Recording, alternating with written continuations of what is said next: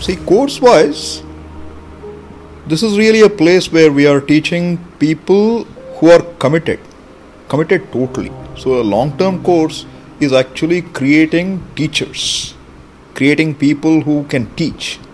So this is a very in-depth course. So what we teach here is called Vedanta, and Vedanta is the last part of Veda. The word Veda means knowledge, the knowledge of what is. We normally think that I am an individual and the world is separate and there is some Ishvara. The individual doesn't stand apart from Ishvara. Now, your eyes see, my eyes see, the eyes of a frog see, the eyes of a snake see, the eyes of an elephant see. What makes an eye see? It takes years for an ophthalmologist to study medicine, 7 years, 8 years. He understands how the eye works. How do they understand the eye? By observing the eyes, by observing its functionality. Each of that is knowledge. Where is all this knowledge residing? This entire knowledge resides in a conscious being. That conscious being, who is all knowledge, is what we call Ishvara, the Lord. Now, to understand that everything here is a manifestation of Ishvara is not that simple. It takes an effort and it takes an emotional maturity. You ask Swamiji about the qualification of a student. A qualification is a person who has discovered a space, discovered the fact that what I am running after in life, I run after money, I run after relationships, I run after career.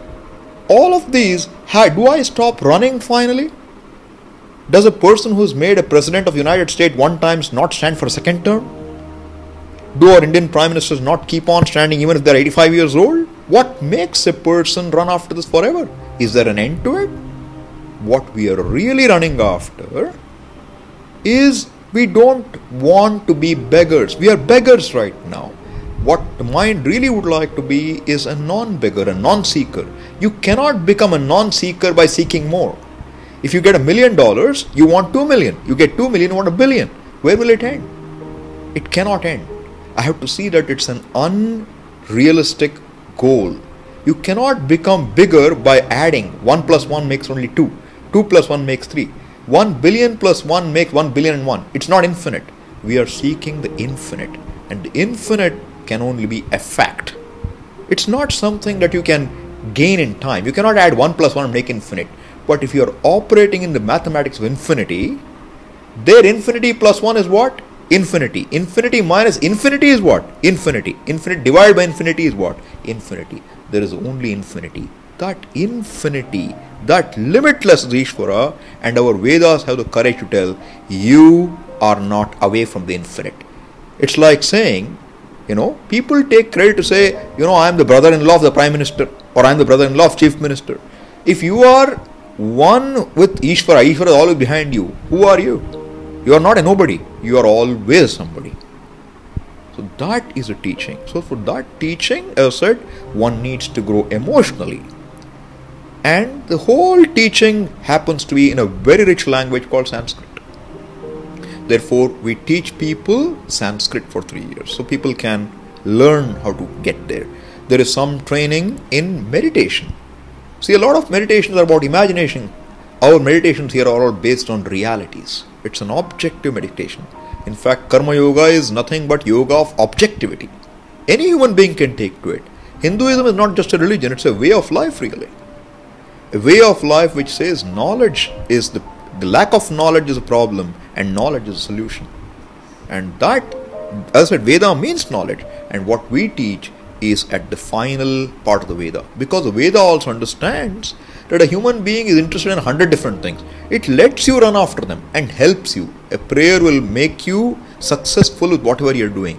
But when you realize that all these relative successes won't give me what I'm really looking for, then you say, is there a way that I don't seek anymore? Then the Veda says, come, I will teach you Vedanta. That is what is being done here. So Upanishads and Gita are the cornerstone for us here.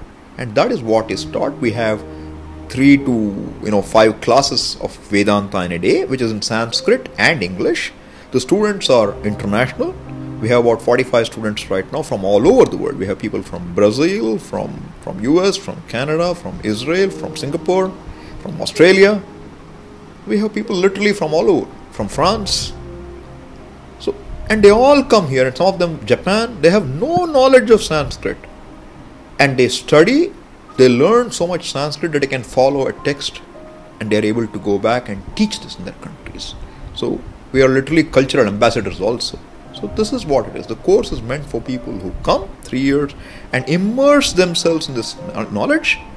They learn meditation, they learn chanting, Vedic chanting, they learn about this whole vision, and people will have yoga also. So all this is done here, and plus we integrate all that with a temple worship, because that's whole life is invoking forms. For us, Ishvara is never away from form. Every form is Ishvara's form. So we see people, tell people how you can appreciate the presence of that Ishvara in every aspect of life. So in Tamil you will say, Iruppadalla Iruvanai. Right? So that is what it is about. To say everything here is only one Ishvara. That's the